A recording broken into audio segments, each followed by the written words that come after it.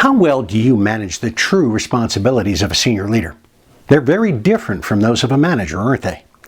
Well, here's a story of a senior leader I met who's getting the help he needs to successfully navigate the role.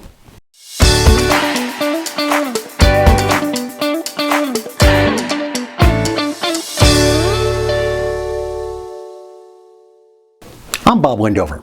In her seminal book, Leadership in the New Science, Dr. Margaret Wheatley compared organizational decision-making to the leaves floating down a stream.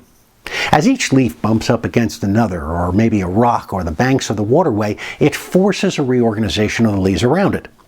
The same thing is true as other leaves collide. And this is similar to the decisions made within an organization. As a leader, there are thousands of decisions made every day under your watch that you're not even aware of. So how on earth can you guide the direction of the organization when you don't really know what's going on below you? And for new leaders especially, this can be unnerving. Take Chuck, for example.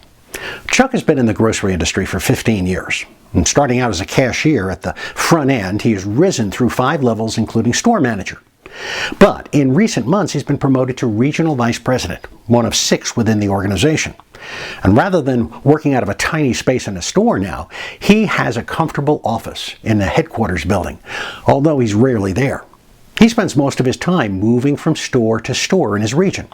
And truthfully, he's found this rather nerve-wracking. Thankfully, Chuck has been getting some good coaching from a couple of the seasoned leaders within the organization. And when I asked him what he's taken away from these conversations, he told me 3 things. Number 1, you're no longer a store manager. So if someone asks you a question, refer it to the department head or the store manager in that store, even if you know the answer. You don't want to undermine their authority. Number 2, remember that you're now responsible for vendor relations and community relations and local politics. In other words, you're both the promoter and the fixer when it comes to store relations. Now, this is a totally different skill set than being a boss. And you will lose the boss skills. Just put them in the drawer for right now. And third, keep your eye on the larger context. Every decision you make as a leader can have multiple impacts. And when the leader makes a decision, the first question everybody asks is, how will this affect me? And this includes all the decisions, not just the big ones. And also means that your offhanded comments about a policy or a person or customers or anything else can carry a long way. So think about it before you start riffing. And finally, have a process for making decisions. Jamie Dimon, for instance, the longtime CEO of JPMorgan Chase, uses the OODA loop model for making decisions. You can look it up online.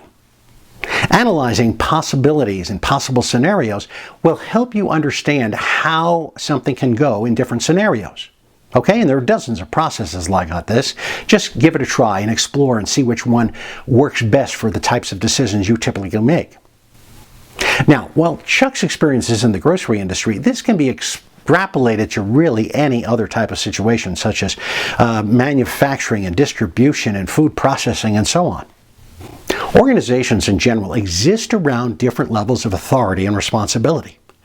How well does your organization coach leaders, new and experienced, on the art and science of thinking 3 and 4 steps ahead? Put your ideas in the comments below. And remember to subscribe to this channel for more insights just like this one. I'm Bob Wendover.